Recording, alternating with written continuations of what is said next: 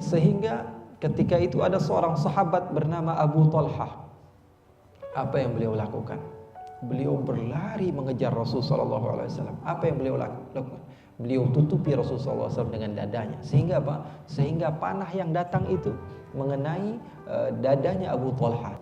Salah seorang di antara mereka bernama Ibnu Qami'ah, musuh Allah, musuh umat Islam, mendekat Mus'ab bin Umair lalu dibunuh dari belakang dengan pedangnya. Lalu dikatakan, qataltu Muhammada, saya sudah bunuh Muhammad, nabinya orang Islam.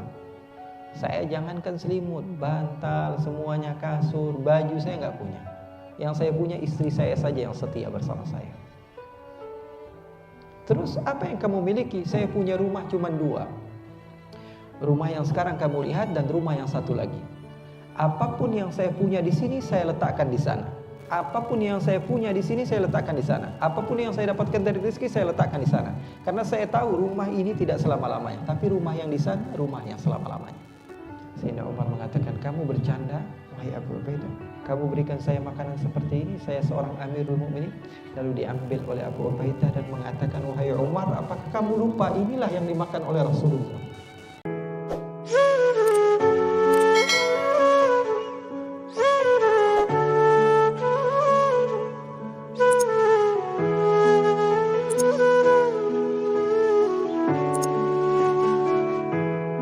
Di dalam peperangan Uhud Rasulullah SAW tersiksa. Bahkan ada anak panah yang masuk ke dalam pipi Rasulullah SAW. Pipi atas Rasulullah SAW, di bawah daripada mata Rasulullah SAW, dekat ke geraham, sampai masuk ke dalam. Sehingga ketika itu ada seorang sahabat bernama Abu Talhah. Apa yang beliau lakukan? Beliau berlari mengejar Rasulullah SAW. Apa yang beliau lakukan? Beliau tutupi Rasulullah SAW dengan dadanya. Sehingga apa? Sehingga panah yang datang itu mengenai dadanya Abu Talhah. Dan Abu Talhah mengatakan, nahri duna nahrika ya Rasulullah. Biarkan saya yang mati, akan tapi engkau terselamatkan ya Rasulullah. Lalu datang Abu Dujana. Abu Dujana berdiri di belakang Rasulullah SAW. Abu Talhah di depan, Abu Dujana di belakang. Dan ada salah seorang di antara mereka bernama Abu Sinan, Malik bin Sinan. Beliau mengambil daripada darah Rasul lalu diisap oleh beliau. Rasulullah SAW dibawa, diangkat. Sebagian Rasulullah SAW sudah tidak mampu untuk berdiri, maka Talhah bin Ubaidillah, beliau menjadi seperti orang yang menunduk. Kemudian Rasulullah SAW letakkan di atas bahunya, kemudian diangkat oleh beliau, sehingga Rasulullah katakan, aujabat ya Talhah, kamu sudah pasti masuk surga wahai sahabatku, kamu sudah pasti masuk surga. Sehingga Rasulullah SAW terselamatkan. Dan salah seorang di antara sahabat Nabi yang bernama Mus'ab bin Umair, beliau terbunuh karena Rasulullah SAW. Mus'ab bin Umair menjadi korban karena wajahnya serupa dengan wajah Rasul. Wajah sahabat ini serupa seperti wajah Rasul, sehingga beliau menjadi target. Orang mengira bahwa Mus'ab ini adalah Rasulullah. Ternyata bukan Rasulullah. Salah seorang di antara mereka bernama Ibnu Qami'ah, musuh Allah, musuh umat Islam, mendekat Mus'ab bin Umair lalu dibunuh dari belakang dengan pedangnya. Lalu dikatakan, qataltu Muhammada, saya sudah bunuh Muhammad, nabinya orang Islam. Padahal yang terbunuh siapa? Mus'ab bin Umair, sahabat Rasul sallallahu alaihi wasallam. Sahabat yang kaya raya, kemudian meninggalkan hartanya untuk Allah dan Rasulnya. Beliau adalah bisa dikatakan orang yang paling dikenal di kota Makkah dengan ketampanannya, dengan fashionnya, dengan parfumnya, dengan apa yang dia punya adalah hal-hal yang paling baik, yang paling bagus. Akan tapi semuanya ditinggalkan. Sampai Rasulullah pernah melihat beliau berjalan, Rasulullah menangis. Rasulullah bertanya, kenapa wahai Rasulullah? Ditanya, kenapa Rasulullah? Rasulullah mengatakan, aku melihat orang yang barusan lewat tadi. Siapa? Mus'ab bin Umair. Kenapa dia ya Rasulullah? Saya melihat bajunya, kata Rasulullah, kancingnya terbuat dari duri. Sementara di kota Makkah saya tidak pernah melihat remaja yang lebih rapi di dalam berpakaian, di dalam kecuali Mus'ab bin Umair. Bayangkan, Mus'ab tidak mau ada baju yang sama pemuda kota Makkah dengan baju dia. Dia pasti ganti dengan baju yang baru. Mus'ab itu terkenal orang yang rapi, bersih. Parfum dia tidak mau sama dengan pemuda-pemuda yang ada di kota Makkah. Dia akan pergi ke Romawi dan berbelanja sendiri, ambil parfum yang terbaik yang ada di sana. Tiba-tiba di kota Madinah beliau menggunakan baju satu warna, dan itulah satu-satu baju beliau, dan beliau menggunakan apa? Menggunakan duri, sehingga Rasulullah SAW menangis ketika melihat Mus'ab. Wafat di situ. Kemudian Rasulullah SAW ingin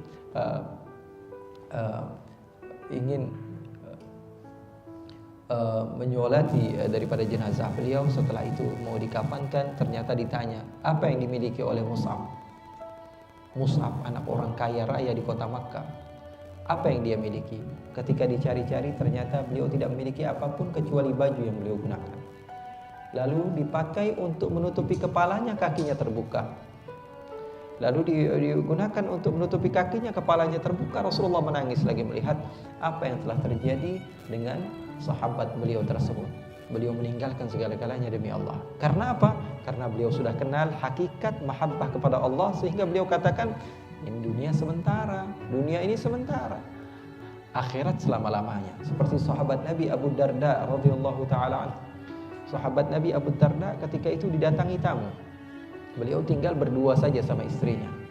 Didatangi tamu, kemudian tamu tersebut diberikan makan. Beliau berusaha mencari harta, yang terpenting tamunya itu bahagia dan senang. Beliau belikan makanan sampai mereka semua kenyang. Ketika itu di kota Madinah musim dingin.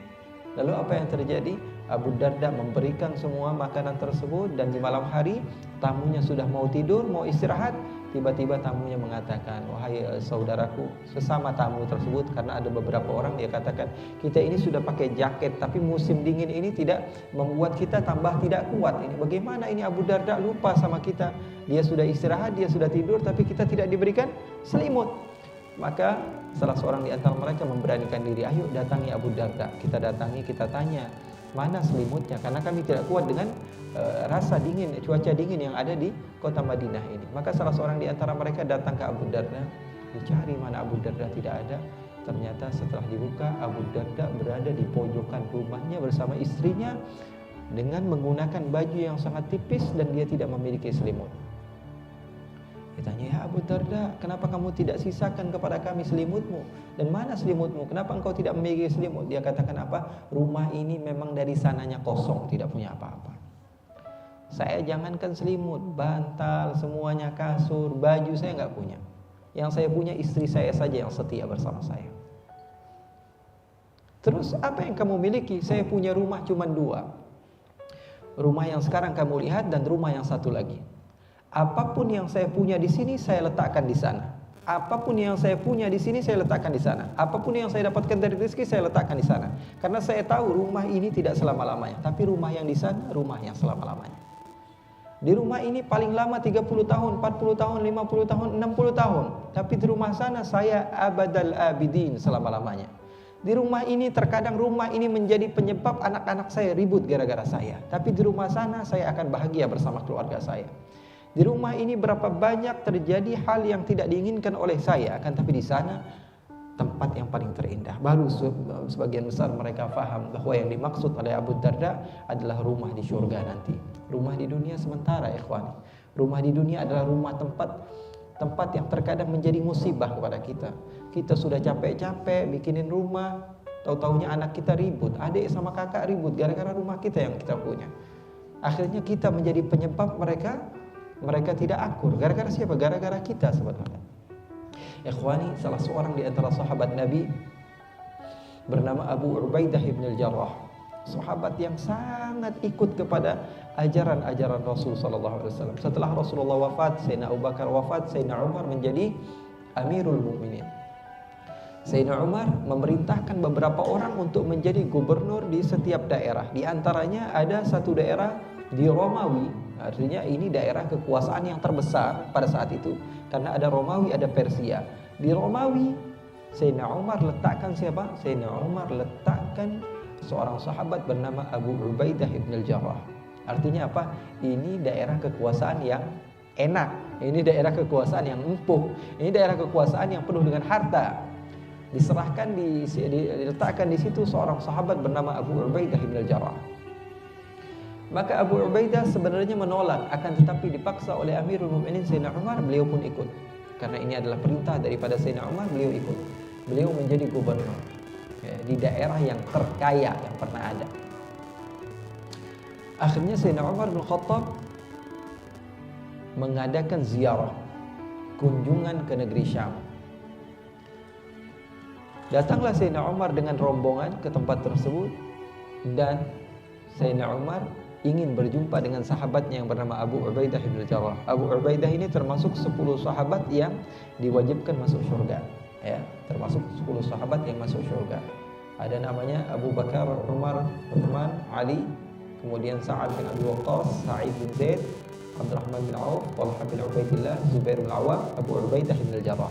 10 orang yang Rasulullah SAW jamin mereka masuk surga. Sayyidina Umar sampai di negeri Syam, Romawi. Sesampainya di situ, beberapa orang dari pemimpin-pemimpin, anak buahnya siapa? Abu Ubaidah, karena Abu Ubaidah tertinggi, gubernur di situ, sudah datang menunggu Sayyidina Umar. Sayyidina Umar bertanya, "Di mana? Aina akhi?" Di mana saudara saya? Kata Sayyidina Umar. "Man akhu?" Kata sebagian orang bertanya, siapa saudara? Abu Ubaidah, di mana dia? Kenapa dia tidak menjemput saya? Kenapa dia tidak datang melihat kepada saya? Apa kata mereka? Abu Ubaidah sedikit terlambat, wahai Umar. Kenapa? Karena dia tidak memiliki kendaraan. Kalau yang lain anak buahnya memiliki kendaraan, Abu Ubaidah berjalan kaki dari rumahnya untuk menjemput Sayyidina Umar. Akhirnya datanglah Sayyidina Abu Ubaidah bin Jarrah. Ditanya, "Apa kabar wahai saudaraku?" Kata Sayyidina Umar.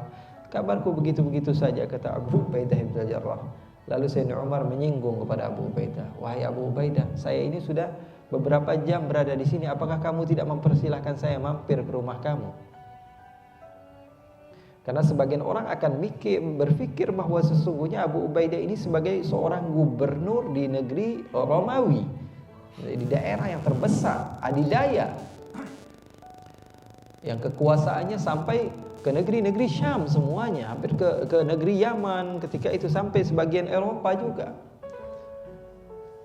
Akhirnya Sayyidina Umar bertanya, "Apakah kamu tidak mempersilahkan saya datang ke rumahmu wahai Abu Ubaidah?" Kata Abu Ubaidah, "Sudahlah wahai Umar, jangan bergurau denganku. Duduklah di tempatmu, jangan mampir di rumah saya." Kata Sayyidina Umar, "Saya tetap mau mampir." Kata Abu Ubaidah, "Kalau memang kamu memaksa, ya sudah, kamu datang ke rumah saya." Akhirnya Sayyidina Umar ditemani Abu Ubaidah, berdua saja datang ke rumahnya Abu Ubaidah. Sesampainya di rumah Abu Ubaidah, Sayyidina Umar terkejut karena rumahnya begitu sempit, hanya kotak 4.